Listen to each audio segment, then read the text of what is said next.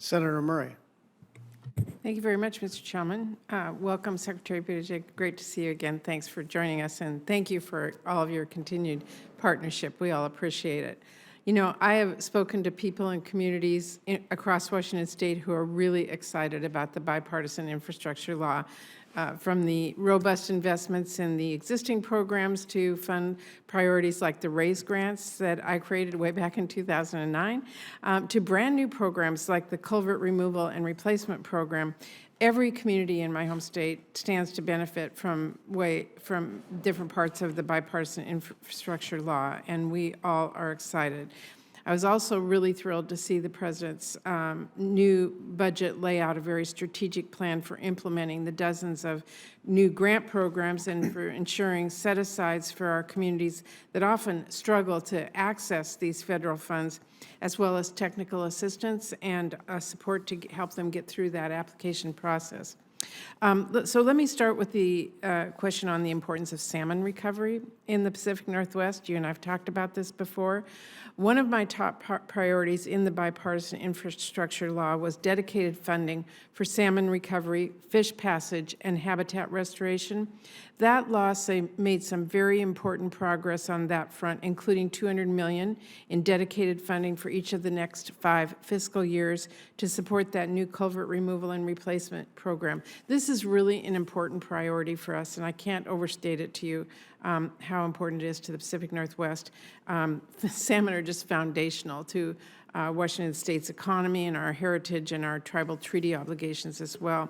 So can you just talk to us a little bit about the progress that you and your staff are making towards getting this program up and running and the criteria you're going to be using to prioritize these applications for funding?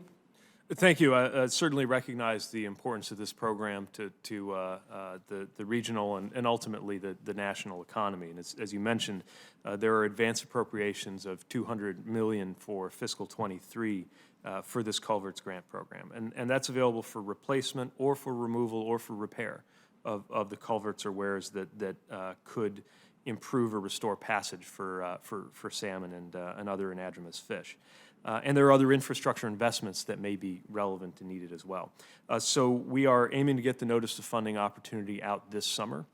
It is, of course, a novel program, and we want to make sure that we get it right the first time with input from regional stakeholders and recognizing the rural and tribal voices that will have a lot to say about this.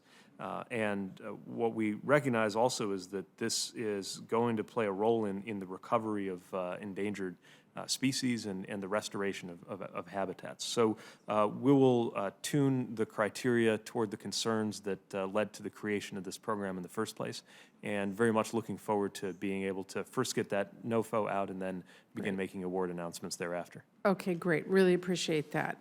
Now, secondly, public transit. I am a huge believer in public transit. I actually ride the ferries a lot back in my home state of Washington. I can't get home without them. So I was really pleased to see the robust investment in capital investment grant program, and particularly the FTA's proposal to accelerate funding for 2 of our major sound transit projects.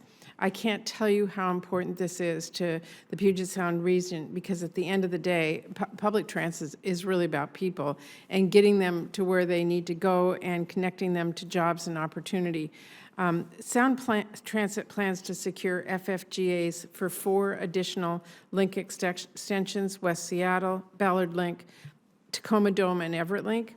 And the proposed early SIG funding saves significant financing costs and also would complete FFGA appropriations closer to the opening of the service rather than years after construction is completed and revenue services begun. So given the historic investment in SIG in the bipartisan infrastructure law, I would really encourage the department and FTA to use those resources to fund projects like those earlier in the SIG process so they can better align with the opening of revenue service and allow good projects to capture that federal funding sooner, rather than waiting until a project has FTA engineering approval or a signed FFGA to maximize the investment that Congress provided. Well, thank you. We'll take that on board and certainly recognize one of the virtues of some of the funding streams that FTA has is their ability to provide some amount of certainty and runway to prepare for the future. And we know how much transit authorities value that. Thank you. Well, and just in closing, I really want to commend the administration for placing a really high priority on projects that reduce our carbon footprint and invest in cleaner transportation, and look forward to working with all of this. I know I have your phone number, you have mine, so we will stay in touch on all of this, and I appreciate it. Anytime Thank you you. like, Senator. Thank you.